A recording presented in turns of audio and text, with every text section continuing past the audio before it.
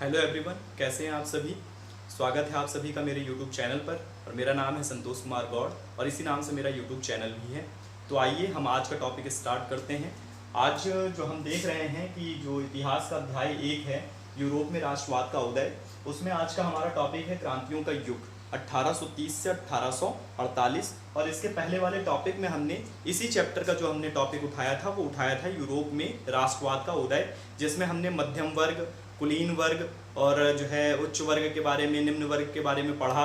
और ये भी पढ़ा कि किस तरह से मध्यम वर्ग का उदय हुआ और किस तरह से मध्यम वर्ग ने ही राष्ट्रवाद की भावना को भड़काया या राष्ट्रवाद की भावना को जन्म दिया। ठीक है, तो इसमें हमने फिर लास्ट में जो है क्रांतिकारियों के बारे में भी पढ़ा और जिसमें हमने जो है ज्यूसेppe मैत्सनी के बारे में भी पढ़ा, किस तरह से उन्होंने जो है गुप्त संगठनों का निर्माण किया था, यंग यूरोप और यंग इटली नाम से। तो उसी सिलसिले में हम आज आगे बढ़ते हैं और अगला टॉपिक देखते हैं जिसमें है क्रांतियों का युग। तो चलिए शुरुआत करते हैं हम अपने टॉपिक की और इसमें जो महत्वपूर्ण तथ्य हैं उनके बारे में हम डिस्कशन करते हुए आगे बढ़ेंगे। तो देखिए, ये क्रांतियों का युग जो 1830 से 1848 कहा जाता है, ये 1830 में किस तरह से ये क्रांतियां प्रारंभ हुई थी। तो सबसे पहले हम देखते हैं कि जिस तरह से रूढ़िवादी व्यवस्थाओं द्वारा अपनी ताकत को और अधिक मजबूत बनाना एवं उदारवाद तथा राष्ट्रवाद को क्रांति से जोड़कर देखा जाना। ठीक है, हो क्या रहा था कि जो 1815 की वियना संधि थी उसके बाद से ही रूढ़िवाद जो है वो अपनी निरंकुशता की पराकाष्ठा पर पहुंचता जा रहा था और उसके खिलाफ, यानी कि जो भी प्रजातंत्र की बात करता, जो भी प्रजा के हितों की बात करता, उसके लिए रूढ़िवादी जो राष्ट्र थे उनके लिए वो एक आतंकवादी के समान था, क्रांतिकारी के समान था। ठीक है, तो ऐसे ऐसे वो क्या कर रहे थे कि अपनी ताकत को और अधिक मजबूत बनाने के लिए उन्होंने क्या किया कि उदारवाद की भावना जिसके भी मन में निहित है या उदारवाद या राष्ट्रवाद का जो विचार है उसको किससे जोड़ना शुरू कर दिया, क्रांति से जोड़ना शुरू कर दिया। और इसके लिए ये यूरोप के कौन से देश थे? इटली, जर्मनी के राज्य, ऑटोमन साम्राज्य के सूबे, आयरलैंड, पोलैंड, ऐसे ही कुछ क्षेत्र थे जहां पर ये घटनाएं घटित हो रही थी। ठीक है, इन क्रांतियों का नेतृत्व ऐसे उदारवादी राष्ट्रवादियों ने किया जो शिक्षित मध्यम वर्गीय विशिष्ट लोग थे। मैंने पहले ही बताया कि जो है उस समय जब हम यूरोपीय समाज की संरचना के बारे में हमने डिस्कशन किया था तो उसमें हमने दो वर्गों के बारे में पढ़ा था, उच्च वर्ग और निम्न वर्ग। ठीक है, लेकिन जिस तरह से धीरे धीरे व्यापार उद्योग बढ़ते चले गए उसी तरह से मध्यम वर्ग का भी उदय हुआ। तो ये जो मध्यम वर्ग थे वास्तव में जो राष्ट्रवाद या उदारवाद की विचारधारा थी वो इन्हीं के द्वारा लाई गई थी। तो इस क्रांतियों का नेतृत्व भी इन्हीं मध्यम वर्गीय लोगों के द्वारा किया गया। और इन मध्यम वर्गीय विशिष्ट लोगों में कौन कौन शामिल थे? इनमें देखिए, प्रोफेसर थे, स्कूल के अध्यापक थे, क्लर्क थे, वाणिज्य व्यापार में लगे हुए लोग भी इसमें शामिल थे। अब हम देखते हैं कि जो हमारा प्रथम विद्रोह हुआ यूरोप में वो जुलाई 1830 में हुआ और कहाँ हुआ? फ्रांस में हुआ। ठीक है, आपको पता होगा, इसके पहले वाले टॉपिक में मैंने बताया भी था कि 1815 की जो वियना संधि हुई थी, 1815 के पहले 1789 में जो फ्रांस की क्रांति हुई थी उसमें जो बुर्बो वंश का एक शासक था जिसका नाम था लुई 16वां, उसका वंश ही बुर्बो वंश था। और जो है उसी समय जब ये 1889 की क्रांति हुई तो लुई 16वां को फांसी की सजा दे दी गई और बुर्बो वंश को सत्ता से हटा दिया गया था। ठीक है, लेकिन उसके बावजूद प्रजातंत्र नहीं स्थापित हुआ, उसके बाद भी राजतंत्र ही लेकर के चला गया नेपोलियन बोनापार्ट के द्वारा। और 1815 में जब जो है वाटरलू के युद्ध में नेपोलियन की हार हो जाती है तो वहां पर 1815 में वियना की संधि होती है जिसमें ये जो बुर्बो वंश के राजा थे इनको वापस फिर से क्या किया गया? सत्ता में बहाल कर दिया गया, जिससे 1830 में उदारवादी क्रांतिकारियों ने उन्हें फिर से क्या किया? सत्ता से उखाड़ फेंका। उनकी जगह एक संवैधानिक राजतंत्र स्थापित किया गया जिसका अध्यक्ष कौन बना? लुई फिलिप बना। जुलाई क्रांति से ब्रेशल्स में भी विद्रोह भड़क गया जिससे क्या हुआ? यूनाइटेड किंगडम वो नीदरलैंड से अलग हो गया। इसी के दौरान हम आगे अगर बढ़ते हैं तो देखते हैं कि यूनान का स्वतंत्रता संग्राम भी यहाँ पर बहुत महत्वपूर्ण है। 15वीं सदी में यूनान ऑटोमन साम्राज्य का ही एक हिस्सा था और यूरोप में क्रांतिकारी राष्ट्रवाद की प्रगति से यूनानियों का आजादी के लिए संघर्ष 1821 में आरंभ हो गया। आपने वहां पर पढ़ा भी था कि जो राष्ट्रवादी विचारधारा ये किस तरह से यूरोप के अन्य देशों में पनपने लगी थी। फ्रांस में जो फ्रांस की सेना के द्वारा कार्य किए गए और जो है 1815 के पहले की जो स्थितियां रही, 1815 के बाद की जो स्थितियां रही, जिस तरह से मध्यम वर्ग का उदय हुआ और जिस तरह से उदारवाद या राष्ट्रवाद का उदय होना शुरू हो गया, इसका असर यूरोप के अन्य देशों पर भी पड़ने लगा। उसी में एक जगह, एक क्षेत्र उस समय ऑटोमन साम्राज्य के अधीन ही था यूनान, और वहां पर भी जो है 15वीं सदी में क्या हो गया कि 1821 के आसपास में लोगों के मन में राष्ट्रवाद की भावना बहुत प्रबल तरीके से उछलने लगी, जिस कारण से उन्होंने अपने आप को आजाद कराने के लिए 1821 से ही स्वतंत्रता संग्राम प्रारंभ कर दिया। अब इसमें जो है इनके स्वतंत्रता संग्राम में जो है किसकी महत्वपूर्ण भूमिका रही है, वहां पर रही है कवियों और कलाकारों की। ठीक है, कवियों और कलाकारों ने क्या किया कि यूनान को यूरोपीय सभ्यता का पालना बताया और यूरोपीय सभ्यता का पालना बताकर इसकी खूब प्रशंसा करी और ऑटोमन साम्राज्य के विरुद्ध यूनान के संघर्ष के लिए जनमत जुटाया, लोगों को इकट्ठा करना शुरू कर दिया। उन्होंने लोगों के बीच में बताया कि जो यूनान है यही पूरे यूरोप की सभ्यता का संचालन होता है यहीं से।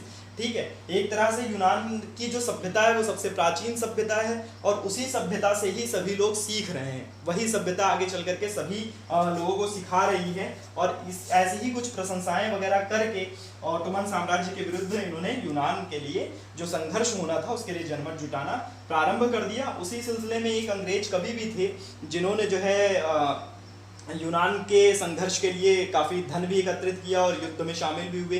1832 के दौरान ही उनकी मृत्यु भी हो गई थी, बुखार के कारण उनकी मृत्यु हुई थी।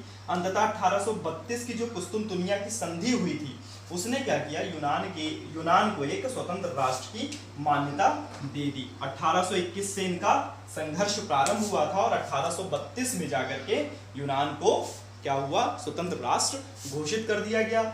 और ऑटोमन साम्राज्य के लिए अभी आपको यहाँ पर एक मैप दिखेगा, उसमें आप देख सकते हैं ऑटोमन साम्राज्य कहाँ तक फैला हुआ था। यूरोप के अन्य देश भी आप उसमें देख सकते हैं कि कौन कौन से यूरोप के अन्य क्षेत्र थे। ठीक है, इसके बाद हम अगला टॉपिक देखेंगे। अगले टॉपिक में हम देखेंगे कि किस तरह से रोमानीवाद ने जो है इन क्रांतिकारियों को के मनोबल को बढ़ाया और किस तरह से ये जो क्रांति की विचारधारा थी, जो उदारवाद की विचारधारा थी, राष्ट्रवाद की विचारधारा थी, ये किस तरह से लोगों के मन में प्रबल किया। तो आइए अब देखते हैं रोमानी कल्पना एवं राष्ट्रीय भावना। ठीक है, इसमें हम देखेंगे कि किस तरह से रोमानीवाद ने या रोमानी कल्पना ने राष्ट्रीय भावना को जागृत किया, आम लोगों तक भी इस राष्ट्रीय भावना को, राष्ट्रवादी भावना को या उदारवादी भावना को किस तरह से आम लोगों तक पहुंचाया। तो हम देखते हैं कि इसमें सबसे पहले क्या लिखा हुआ है, राष्ट्रवाद का विकास केवल युद्धों और क्षेत्रीय विस्तार से नहीं हुआ। ठीक है, सिर्फ युद्ध लड़ करके या अन्य क्षेत्रों पर कब्जा करके ही राष्ट्रवाद का विस्तार नहीं हो पाया, बल्कि राष्ट्र के विचार के निर्माण में संस्कृति ने एक अहम भूमिका निभाई। किस तरह से निभाई, जैसे कला, काव्य, कहानियों, किस्सों और संगीत ने राष्ट्रवादी भावनाओं को गढ़ने और व्यक्त करने में सहयोग दिया। देखिए आज के समय में भी हम लोग क्या करते हैं, हमारे यहाँ जैसे भगत सिंह थे, जलियांवाला बाग हत्याकांड हुई, उसके बाद किस तरह से जो है असहयोग आंदोलन को महात्मा गांधी ने वापस ले लिया था। इस कारण से उनके मन में भी एक रोष व्याप्त हुआ और उन्होंने भी अपने राष्ट्र को आज़ाद कराने का स्वप्न देखा। ठीक है, तो जो ये कहानी किस्से हो जाते हैं, जो ये लोकगीत हो जाते हैं, संगीत हैं, इनके माध्यम से भी लोगों के मन में राष्ट्रीय भावनाओं को गढ़ा जा सकता है और उनको व्यक्त करने में सहयोग भी दिया जा सकता है। आमतौर पर रोमानी कलाकारों और कवियों ने तर्क वितर्क और विज्ञान के महिमा मंडन की आलोचना करी और उसकी जगह उन्होंने भावनाओं को, अंतर्दृष्टि को और रहस्यवादी भावनाओं पर अधिक जोर भी दिया। देखिए ये जो रोमानीवाद था ना, रोमानी कल्पना थी, इसमें ज्यादा जो योगदान रहा है वो कवियों और कलाकारों का रहा है। जैसे हमारे यहाँ क्या हुआ कि जो है देश को आज़ाद कराने के लिए अगर भारत का नक्शा बना करके दे दिया जाता कि इसको आज़ाद कराना है, तो शायद लोगों के जो है भावनाओं में वो प्रबलता नहीं आती जो किस तरह से उसको चित्रित किया गया कि भारत को एक स्त्री का रूप दिया गया, जिसे भारत माता की संज्ञा दी गई, उनको बेड़ियों में जकड़ा गया और ये बताया गया कि उनको बेड़ियों से मुक्त करना है। तो इससे क्या हुआ कि हमारी भावनाओं पर एक ठोस लगी, ठीक है, जिसके कारण हम तैयार हो गए, तत्पर हो गए अपना सब कुछ न्यौछावर करने के लिए और अपने देश को स्वतंत्र कराने के लिए। वही स्थिति कुछ यहाँ पर भी थी। रोमानी चिंतकों का मानना था कि राष्ट्र की सच्ची आत्मा लोक गीतों, जन काव्य और लोक नृत्यों से प्रकट होती है। यानी लोक गीतों के माध्यम से जो क्षेत्र विशेष के गीत होते हैं, या जन काव्य लोगों के बीच में कविताओं के माध्यम से अपने देश के प्रति जो है प्रेम को प्रकट करके, राष्ट्रवादी विचारधाराओं को प्रकट करके, या लोक नृत्यों के माध्यम से भी हम जो है राष्ट्र की सच्ची आत्मा को जागृत कर सकते हैं। लोक संस्कृति के ये स्वरूप राष्ट्र निर्माण की परियोजना के लिए बहुत ही महत्वपूर्ण थे। ठीक है, एक प्रोजेक्ट राष्ट्र का निर्माण किस तरह से करना है, इसके लिए ये बहुत ही ज्यादा इंपॉर्टेंट थे। स्थानीय बोलियों पर भी बल दिया गया। देखिए, ये जिस तरह से जो है यहाँ पर जो लोकगीत हैं, जनकाव्य हैं और लोक नृत्य हैं, ये इंपॉर्टेंट है। उसी तरह से स्थानीय बोलियां भी बहुत ही अधिक महत्वपूर्ण हैं। स्थानीय बोलियों पर भी बल दिया गया एवं स्थानीय साहित्य को एकत्र किया जाने लगा, जिससे आधुनिक राष्ट्रीय संदेश को ज्यादा लोगों तक पहुंचाया जा सके। होता क्या है कि ज्यादातर जो है कई ऐसी छोटे छोटे क्षेत्रों में जो है हमें राष्ट्रवाद के प्रचार प्रसार के लिए जाना पड़ता है, जहां पर हो सकता है कि वो हमारी भाषा से परिचित ना हो, लेकिन फिर भी उनको हमें अपने साथ जोड़ना है। तो हमें उनकी जो वहाँ की आम बोली है, जो वहाँ की क्षेत्रीय बोली है, उसमें भी प्रचार प्रसार करना होगा। वहाँ के लोकल लोगों को भी अपने साथ जोड़ना होगा, जिससे कि हमारा जो राष्ट्रवाद का उद्देश्य है वो और भी व्यापक बन सके, लोगों तक पहुंच सके। इसके लिए देखिए, मैंने यहाँ पर लिखा हुआ है कि यह खास तौर पर पोलैंड पर लागू होता था, जिसका 18वीं सदी के अंत में रूस, प्रसा और ऑस्ट्रिया जैसी बड़ी शक्तियों ने विभाजन कर दिया था। 18वीं सदी में यही पोलैंड पर जो है इन्होंने क्या किया, अपना अधिकार जमाया, और जो है रूस, प्रसा और ऑस्ट्रिया जैसी बड़ी शक्तियों ने क्या किया, पोलैंड को अलग अलग हिस्सों में बांट दिया। ठीक है, इस कारण से उस पोलैंड के जो अलग अलग हिस्से थे उनको एकत्र करने के लिए, एकजुट करने के लिए स्थानीय बोलियों पर अधिक बल दिया गया। साथ ही भाषा ने भी राष्ट्रीय भावनाओं के विकास में महत्वपूर्ण भूमिका निभाई थी। जिस तरह से लोक बोली है, उसी तरह से जो है भाषा भी महत्वपूर्ण है राष्ट्रवाद की भावनाओं को प्रबल करने के लिए, बढ़ाने के लिए। क्या हुआ कि रूसी कब्जे के बाद पोलिश भाषा को स्कूलों से बलपूर्वक हटाकर रूसी भाषा को हर जगह जबरन लादा गया था, क्योंकि रूस को पता था कि यदि हम रूसी भाषा का प्रयोग हर जगह, देखिए भाषा क्या होता है, जैसे मान लीजिए कि जो है आप उत्तर प्रदेश में हैं, आप उत्तर प्रदेश से जो है मुंबई चले जाइए, तो आपकी भाषा के माध्यम से लोग आपको पहचान जाएंगे कि हाँ आप यूपी के हैं। अगर आप इंडिया के बाहर चले जाइए तो आपका जो फॉन्ट होगा, जो बोलने की स्टाइल होगी, और जो आप हिंदी का प्रयोग करोगे, आपकी लैंग्वेज से ही पहचान लिया जाएगा कि आप भारत के हो। तो इस वजह से भाषा का बहुत ही बड़ा योगदान होता है किसी भी आंदोलन को बढ़ावा देने के लिए। इसीलिए क्या हुआ कि जिस तरह से रूसी कब्जे के बाद जो है पोलिश भाषा को स्कूलों से बलपूर्वक हटाया गया और रूसी भाषा को हर जगह पर जबरन लादा गया, उसी का प्रयोग क्या हुआ, राष्ट्रवादी विरोध के लिए भाषा को भी एक हथियार के रूप में देखा गया। ठीक है, फिर पोलैंड के लोगों ने भी इस चीज को महसूस किया कि यदि हमें इस राष्ट्रवादी आंदोलन को और अधिक व्यापक बनाना है तो हमें भाषा को एक हथियार के रूप में देखना होगा, और पोलिश भाषा रूसी प्रभुत्व के विरुद्ध संघर्ष के प्रतीक के रूप में देखी जाने लगी। तो एक प्रश्न बहुत ही इंपॉर्टेंट आता है कि किस तरह से रोमानीवाद राष्ट्रवादी, उदारवादी राष्ट्रवादी आंदोलन में अपनी महत्वपूर्ण भूमिका निभाई थी। तो हमें उसके आंसर के लिए हम यहाँ पर 3 चीजों पर ज्यादा फोकस करेंगे। एक तो जो हमारी संस्कृति, जो वहाँ की संस्कृति थी, ठीक है, इस बात पर हम बल देते हैं। तो संस्कृति के लिए हमारा आ गया लोकगीत, जनकाव्य, लोक नृत्य। इनके माध्यम से भी लोगों के मन में जो है मतलब राष्ट्रवाद की भावना को प्रबल किया गया। साथ ही स्थानीय बोलियों पर भी बल दिया गया। जगह जगह पर जो है लोक नृत्यों के माध्यम से या नाटकों के माध्यम से प्रचार प्रसार किया गया। इसके साथ ही भाषा को भी एक हथियार के रूप में देखा जाने लगा, जिससे राष्ट्रीय आंदोलन को बढ़ावा मिल सके। तो इसको हमने देखा कि किस तरह से रोमानी कल्पना और राष्ट्रीय भावना जो है राष्ट्रीय आंदोलन में, उदारवादी राष्ट्रीय आंदोलन में अपनी महत्वपूर्ण भूमिका का निर्वहन करती है। तो आइए देखते हैं अगला टॉपिक, जो कि है भूख, कठिनाइयों और जन विद्रोहों को लेकर के। ठीक है, तो क्या हुआ था, किस तरह से 1830 का जो दशक था, उसका जो प्रारंभिक 19वीं सदी का जो प्रथम भाग रहा है, वो किस तरह से यूरोप में भारी कठिनाइयों का दौर हुआ। देखते हैं कि 19वीं सदी के प्रथम भाग में जनसंख्या में जबरदस्त वृद्धि, जनसंख्या इतनी तेजी से बढ़ रही थी और उसकी तुलना में रोजगार कम थे, इस कारण से रोजगार की समस्या उत्पन्न हो गई। साथ ही इसके क्या हो रहा था कि जो ग्रामीण क्षेत्र थे वहां से भी अधिकांश आबादी क्या कर रही थी, शहरों में आकर के गरीब बस्तियों में अपना घर बना करके रहना शुरू कर दिया था। नगरों के लघु उत्पादकों का इंग्लैंड से आयातित सस्ते कपड़ों से कड़ी प्रतिस्पर्धा का सामना करना। देखिए, बाकी जो यूरोपीय महाद्वीप के बाकी अन्य राज्य थे, अन्य देश थे, वहां पर जो है उतना औद्योगिकरण अभी नहीं आया था, जबकि इंग्लैंड में औद्योगिकरण पहले ही आ चुका था और वहां पर जो है मशीनों के द्वारा कपड़ों का निर्माण किया जाता था, जिसके कारण से कपड़ों की जो उत्पादन लागत थी वो कम आ रही थी, इस कारण से वो कपड़े सस्ते पड़ रहे थे।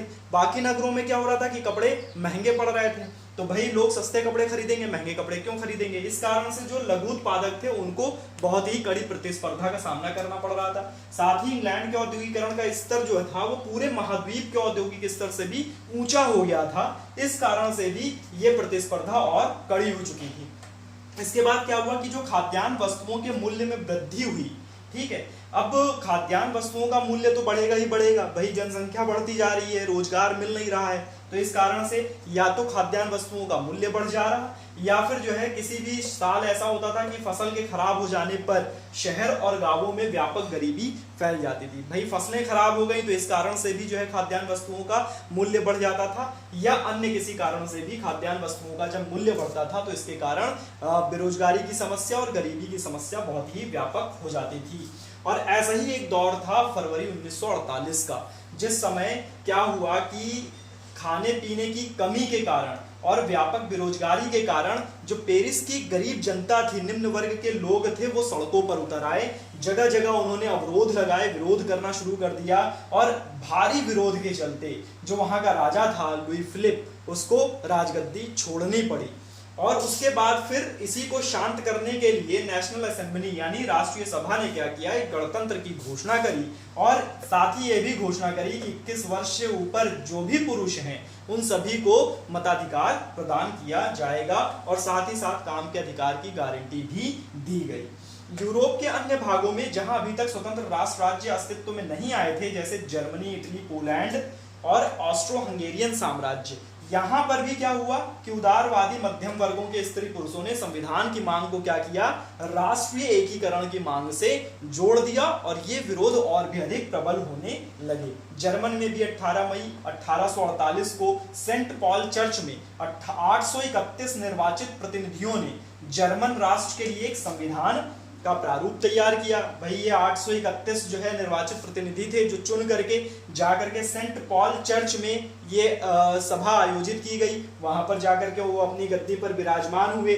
वहां पर ये 831 जो निर्वाचित प्रतिनिधि थे उन्होंने प्रसा के राजा जिनका नाम था फ्रेडरिक विल्हेम चतुर्थ, इनको ताज पहनाना चाहा कि आप जो है मतलब हमारे लीडर बनिए, लेकिन इन्होंने मना कर दिया और ये उन राजाओं के साथ जाकर के बैठ गए जो है ये जो निर्वाचित प्रतिनिधि थे इनके विरोध में जो बैठे हुए थे और उन्हीं के साथ जाकर के इनका विरोध करने लगे। उनमें सामंजस्य स्थापित नहीं हो पाया, जिसके कारण से ये विरोध और अधिक प्रबल हो गया और साथ ही साथ जो निम्न वर्ग था, जो मजदूर थे या काश्तकार थे, उनकी मांगों का विरोध भी मध्यम वर्ग करने लगा। जो व्यापारिक वर्ग था वो भी उनकी मांगों का विरोध करने लगा। इसके कारण से ये विरोध जब ज्यादा बढ़ने लगा तो फिर वहां पर सेना को बुलाया गया और फिर वो जो संसद था वो भंग हो गई, वो जो सभा आयोजित की गई थी वो भंग हो गई। इसके अलावा महिलाओं का सक्रिय योगदान, देखिए जितने भी आंदोलन शुरू से 1830 के पहले से जो भी आंदोलन चल रहे थे उसमें महिलाओं ने भी अपना सक्रिय योगदान दिया था, लेकिन अभी तक उनको उनके अधिकारों से वंचित रखा गया था। इस आंदोलन में भी उन्होंने अपना सक्रिय योगदान दिया, लेकिन फिर भी उनको मताधिकार के अधिकार से वंचित रखा गया। यहाँ पर पुरुषों को तो मताधिकार, व्यस्क मताधिकार का जो है अधिकार मिला, लेकिन स्त्रियों को नहीं। इस कारण से स्त्रियों ने क्या किया, अपने राजनीतिक संगठन अलग बनाने शुरू कर दिए, अखबार भी अपने अलग शुरू कर दिए और प्रदर्शनों में भी शिरकत करने प्रारंभ कर दिए। लेकिन इसके बावजूद क्या हुआ कि स्त्रियों को मताधिकार का अधिकार प्रदान नहीं किया गया और इसके बावजूद उन्हें असेंबली के चुनाव के दौरान मताधिकार से वंचित रखा गया। बस उन्हें इतना अधिकार दिया गया कि वो असेंबली के किनारे मूक दर्शक के रूप में खड़े होकर के असेंबली को देख सकते हैं। सिर्फ इतना परिवर्तन हुआ। हालांकि ये रूढ़िवादी ताकतें 1848 में उदारवादी आंदोलनों को दबाने में कामयाब तो हुई, लेकिन उसके बावजूद भी कुछ आमूलचूल परिवर्तन भी हुए। वो क्या परिवर्तन हुए? जैसे हैब्सबर्ग अधिकार वाले जितने क्षेत्र थे और रूस में जो भूदासत्व और बंधुआ मजदूरी चल रही थी उसको समाप्त कर दी गई। दूसरा क्या हुआ कि जो है हैब्सबर्ग अधिकार के ही अधिकार में आने वाले जैसे हंगरिया के लोग थे उनको और ज्यादा स्वायत्तता प्रदान कर दी गई। ठीक है, वास्तव में हुआ क्या था कि 1848 के बाद के वर्षों में मध्य और पूर्वी यूरोप के निरंकुश राजशाहियों ने उन्हीं परिवर्तनों को आरंभ किया जो पश्चिमी यूरोप में 1815 की वेना संधि से पहले से ही मौजूद थे, जो नेपोलियन बोनापार्ट के समय से चले आ रहे थे। जो परिवर्तन उसी समय किए गए थे उन्हीं परिवर्तनों को इन्होंने फिर से लागू कर दिया गया। लेकिन फिर भी ये जो परिवर्तन हुए थे ये कहीं ना कहीं जो है क्रांति के युग में एक मील का पत्थर साबित हुए। चलिए, तो ये कंटेंट हमने आज जो है इसको पूरा देखा कि क्रांतियों का युग 1830 से किस तरह से प्रारंभ होकर के 1848 में अपने स्वरूप तक पहुंचा। और हम अगला टॉपिक अगली वीडियो में देखेंगे जो कि होगा जर्मनी और इटली का एकीकरण। तब तक के लिए जय हिंद।